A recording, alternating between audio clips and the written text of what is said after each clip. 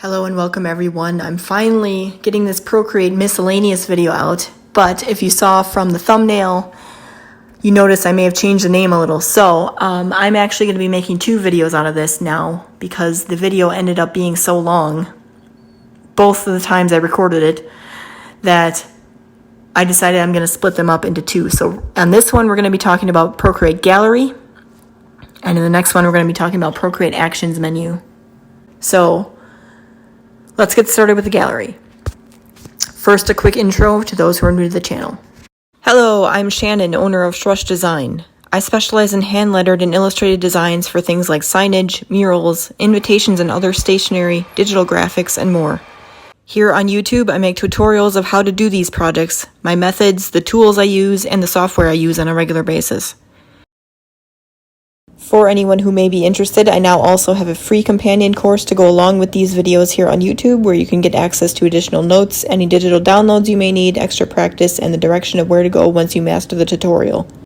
You can find that link down in the description, or just go to my website, www.shrushdesign.com, and look for the online courses section. Okay, let's get on with the tutorial. Alright, so we're going to look at the Procreate Gallery first. I just want to show you what version of Procreate I'm using. It's a 5.3.5.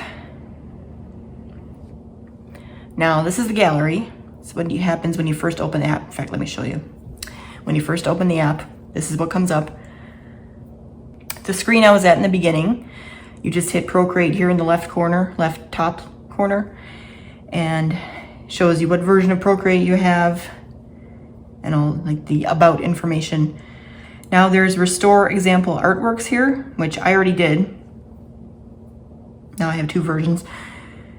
Or there's start gallery recovery, which is a thing that can kind of catch some documents that may have gotten lost or corrupted in some way as you're working. It's not 100% foolproof. Sometimes you just lose things, so be very careful. I shouldn't have anything in here right now if I hit this, but if I did, it would have popped up with something. But anyway, now this is the actual gallery. Again, I have two versions of those sample artworks that came up now. The rest of these are things I've made. We're not going to go through much of that. We might go through some of it as I teach some things, but these are just things that I made myself. The rest of these stacks here, we're going to talk about that in a minute. But these are the example artworks. I'm going to use those to show you a couple things. There are some gestures you can use in the gallery that are similar to the gestures you use in the interface, which I taught you in another video. So to preview one of these artworks, you can either click on it, tap on it, then you go back to gallery, like that. Or you can take one of the artworks and do a pinch outwards, like an expand, and it'll bring up the same sort of thing. You notice that the interface isn't here though, it's just the artwork itself. You're previewing it. So a couple things here. Once it's open, you can pinch inward now, and it'll take you back to the gallery. Or you can tap once, and that will give you arrows here, and you can scroll through and preview all of the things.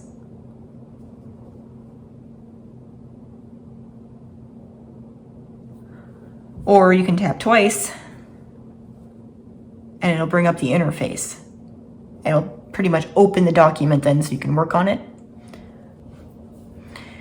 Right now you can also, you see these buttons here in the top right. There's select, import, photo, and plus. So the plus, anytime you see a plus, pretty much means new in Procreate. We're going to go over that in more detail, but basically you're going to be able to create your own canvas there. So we'll talk about that in a minute. But for select, if you hit select, now you see this blue bar come up on the top, and there's little circles that come up next to all of the artworks that are here in the stacks. That's to indicate whether or not they're selected, so all of them are unselected right now. So if I were to select one, you see a blue check mark comes into the circle. Now once you check something, you're going to have different options up here. Stack is not available because you need at least two to do that. We're going to do that in a second. But you can preview again the same way as if you were going to expand. So this is the same thing. You can do all the same things here. where you tap twice and it takes you into the thing.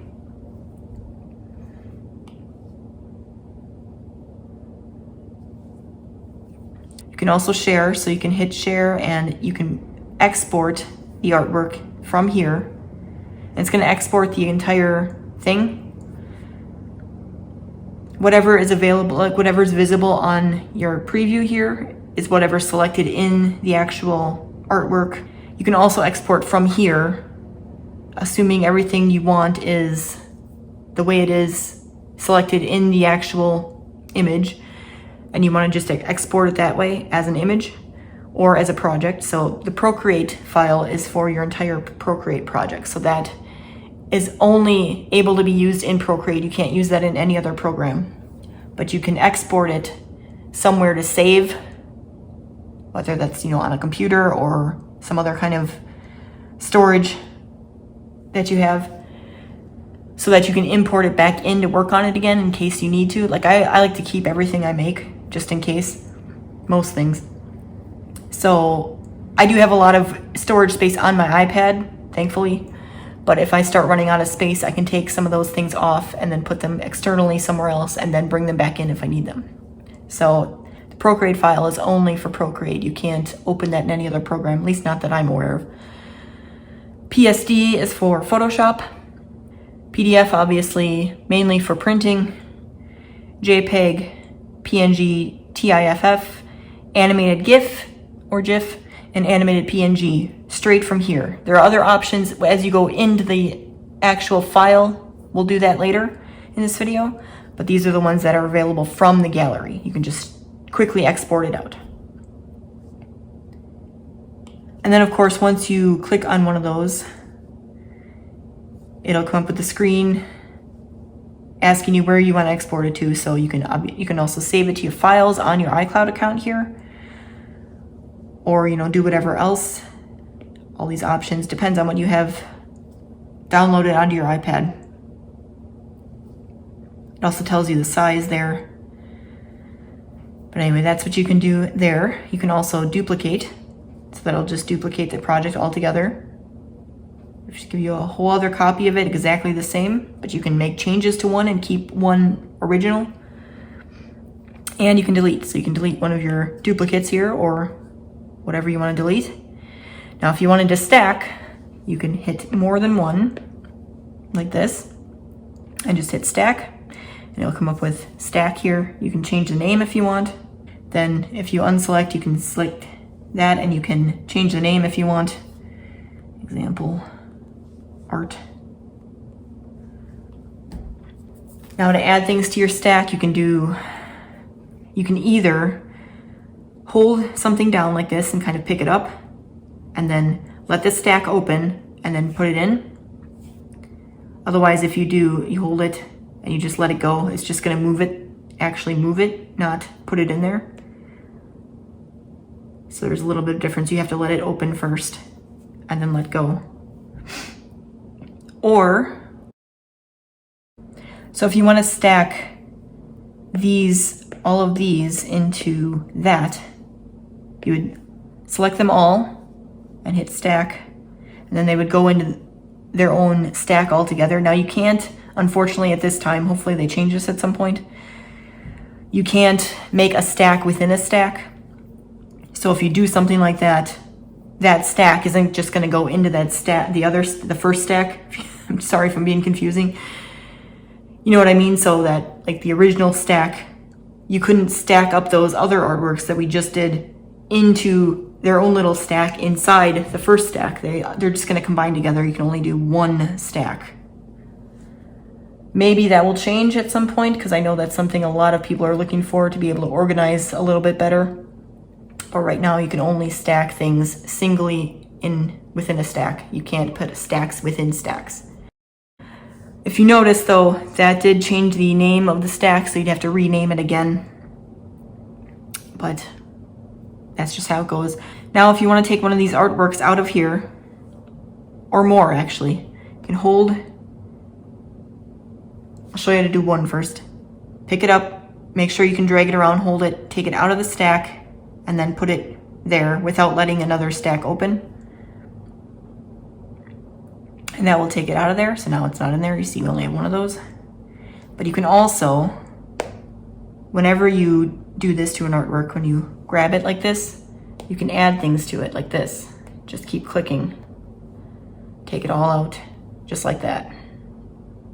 Now the stack has disappeared because there's nothing in it. If you wanted one of these artworks, they're all landscapes, but if you wanted one of them to be more of a portrait, you can actually turn it right in the gallery like this, and it'll make it into the portrait orientation. And just like with the stacks, you can tap on, as long as it's not in select mode, you can tap on the name down here and just change it right there. There's also a way you can change it inside the artwork. We'll talk about that. But that's pretty much it for those example artworks. I'm going to delete them now.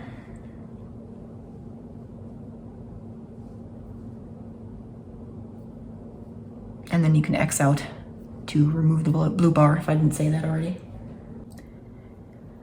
All right, so now let's talk about making a new canvas. So again, you can hit this plus sign over here.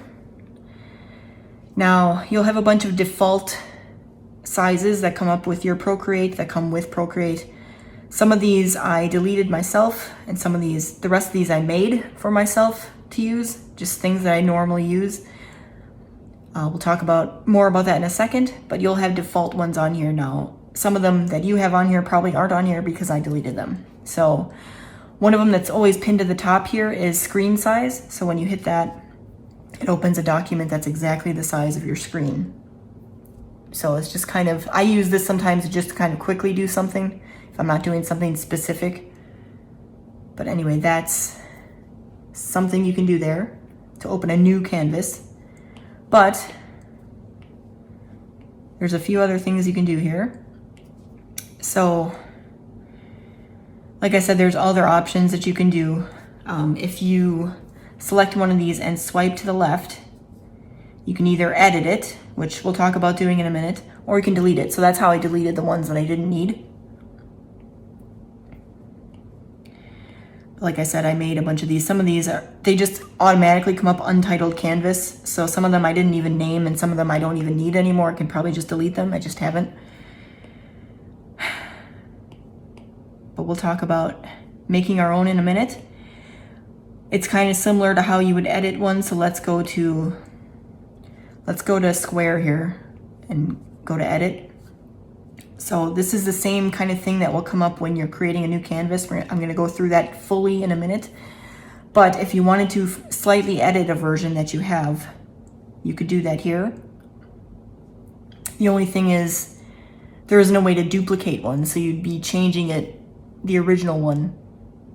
So if you wanted a copy of the original one and you wanted to slightly alter it in another version, you wouldn't be able to do that because you don't have a duplicate. So you just have to create it from brand new. Otherwise, this is just going to permanently change this. So I'm not going to change it, but we're going to go through what all these are. But that's what you can do. You can edit one that's already there if you want. And then save. Now again, these are all the ones I made for things that I make more commonly. So I can just kind of pick something real quick. Otherwise, you can hit this plus sign here that's within the little menu here. And that will take you to a similar screen, but you notice it says untitled canvas up here. That's because you're making a brand new version, and whatever you make is going to be in that list until you delete it. That's why I have all those extra ones in there myself. So one thing you can do here is you can tap on untitled canvas right away and name it something. I'm just going to name it test canvas. And then over here is all the 4 different categories of things you can change. So if you go to dimensions here, it's what automatically is first. You have width, height, DPI, and maximum layers. Maximum layers is not something you can change by clicking on it and typing a number in. You can change it though by the rest of these. So generally, the smaller your canvas is and the smaller your DPI is will make your layers, your available layers, larger because there's a finite amount of storage space that you can have within your document, or size, I guess, that you can have within your document. It's not unlimited, basically. So they limit the amount of layers you can have. So if you make a really big canvas, you might get like 1 or 2 layers, depending on how big you're making your canvas. All right, so you can go as low as 1 by 1 pixel if you want, or as high as 16K in one direction, so 16,000 in one direction. Let's try that.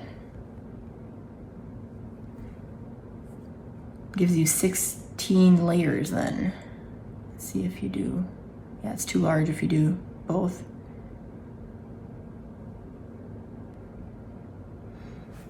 All right.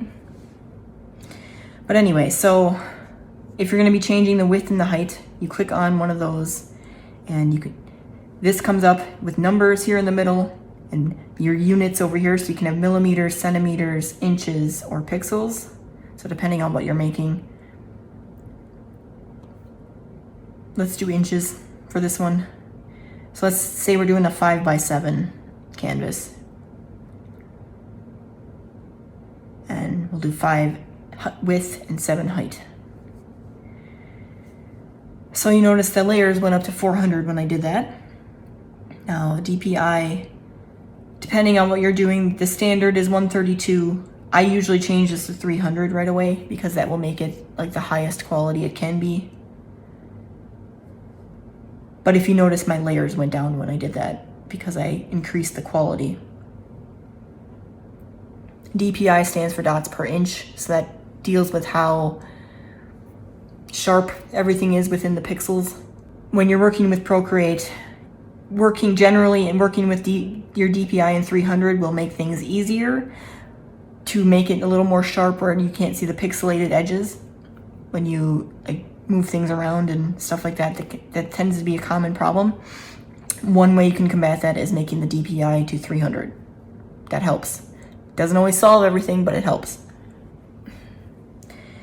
All right, so then next one is color profile. Now the main difference here is there's an RGB options and CMYK options as well.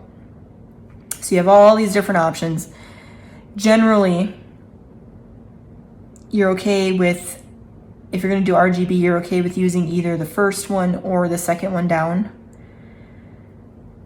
These other, I honestly don't have a specific answer for what the difference is between all of these. I know that there's certain programs that might use these, and if they specifically ask you to use this color profile and it's on here, you know, you can create a canvas that has that color profile if you want.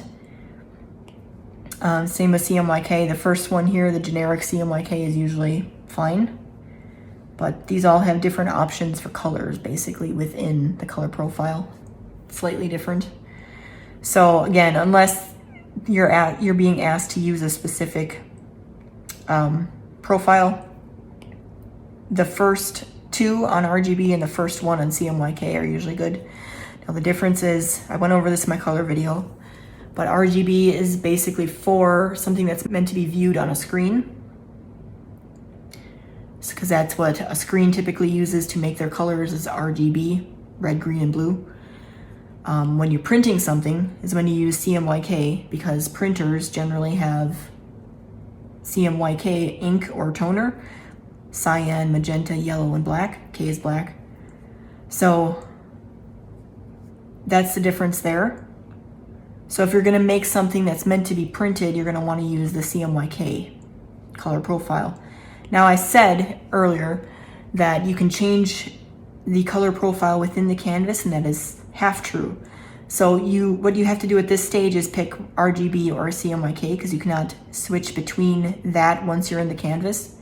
But you can, and I'm going to show you how to do this, you can, once you're in a certain color profile, you can change within that profile. You can change, like if you had this one selected, you want to change it to this one, you could do that within the canvas, but you cannot change a CMYK that you originally picked to an RGB once you're in the canvas. You would have to do that at this stage before you open the document. So basically at this point you want to for sure pick whether you want RGB or CMYK. Let's say for this one we're doing CMYK. Now for this next one, there's time-lapse settings. So this is for your time-lapse video that Procreate records while you're doing your art.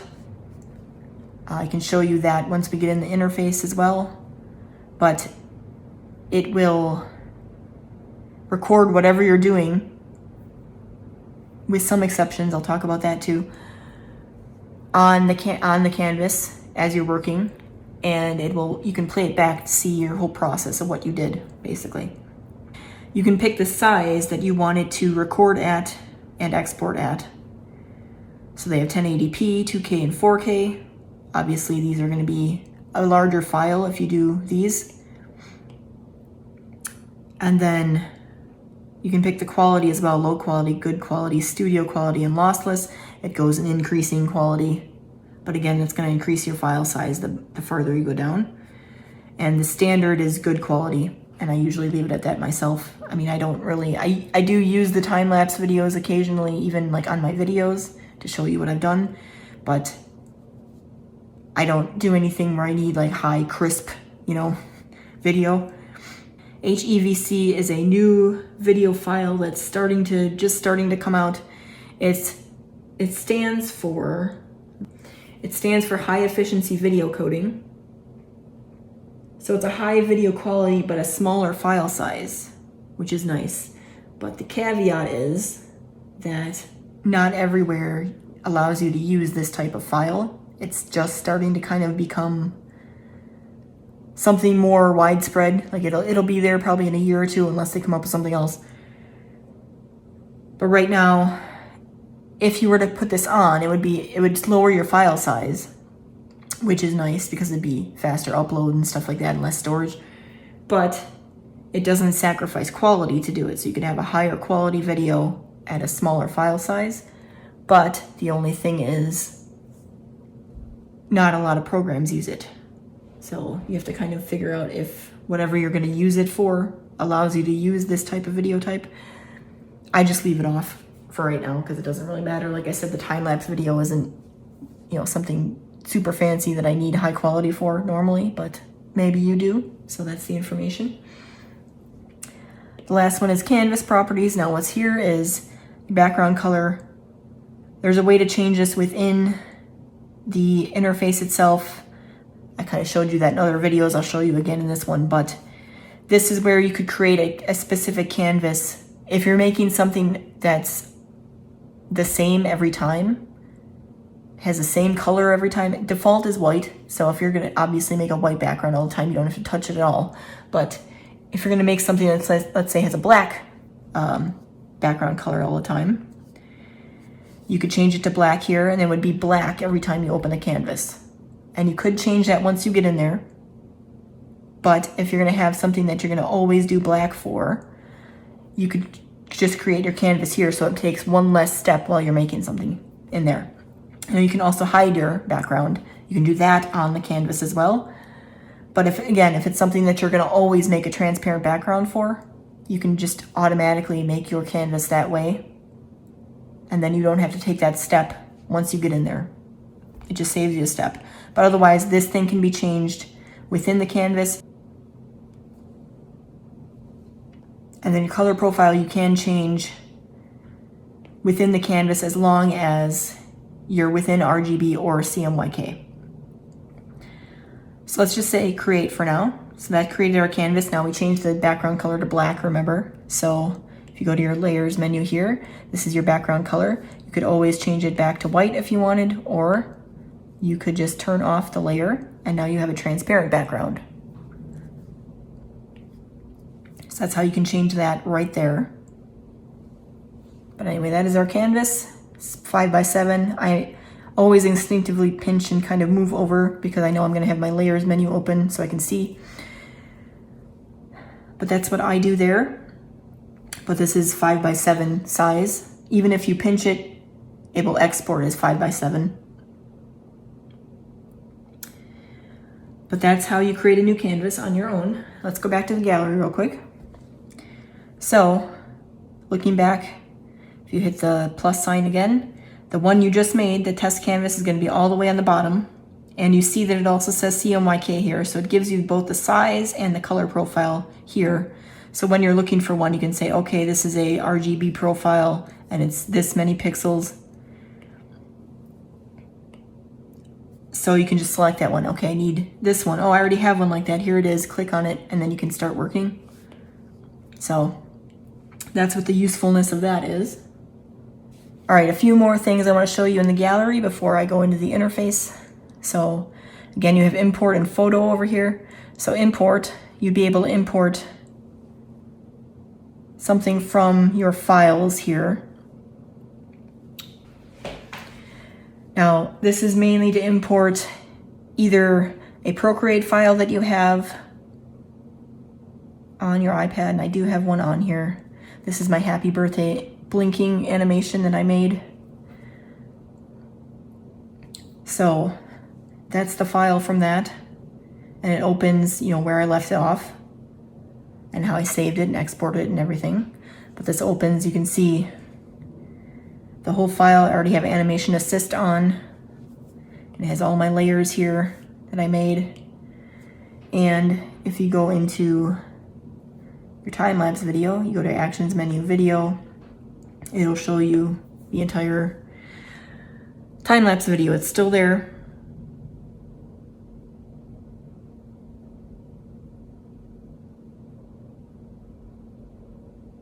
It shows everything I've done on the canvas. I went through it a few times, that's why it has it going a few times.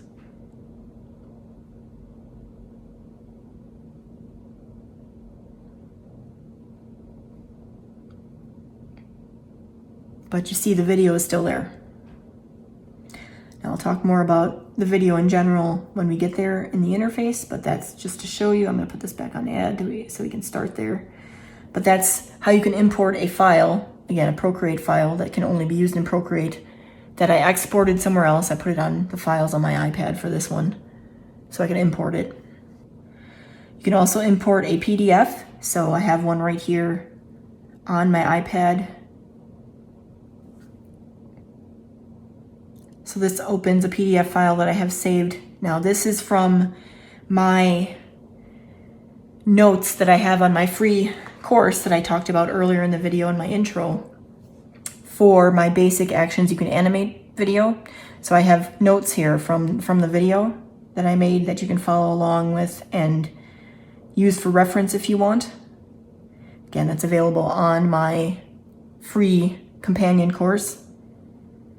And depending on the video, sometimes there's project files on there as well. That's where that project file for the happy birthday thing came from too, from that video on there. But you can download that file to be able to see how everything works or whatever. But anyway, so this pops up with Page Assist. We're going to talk about that when I get to the interface as well. It's sort of similar to Animation Assist, but it's mainly for when you're making like a document. So you can kind of switch through the pages real easily, and then you can make notes on them. So, you know, you want to make a note on here. I'm just scribbling right now. But if you wanted to make a note or you wanted to highlight something or something like that, you could do that here. You can also sign documents on here if you need to. But, so you can open a PDF right from the gallery if you want to. You can also, let me delete these. You can also import a photo, so that's what photo is for now. If you go to photo, it's gonna bring up your gallery. And these are stuff that's in my gallery right now. Let's see, do I have something simple I can bring up here? Here, this is from my intro, or my outro for the videos that I made here on Procreate. So anyway, you can import a photo. Obviously, there's other ways you could do this. You could import an actual photo, not something I made on Procreate, and then you could kind of draw on the photo. So you can draw on a photo like of yourself if you wanted to do that as a thing. You can animate something around your face or something like that. You could do that. I might do that for a project later on sometime on this channel, but show you how to do that. But basically, I'm telling you right now, this is what you can do. You can import a photo from your iPad and then draw on it, basically. So, one that already exists, basically. All right, let's delete that. So that's pretty much everything you can do in the gallery. I think I covered everything.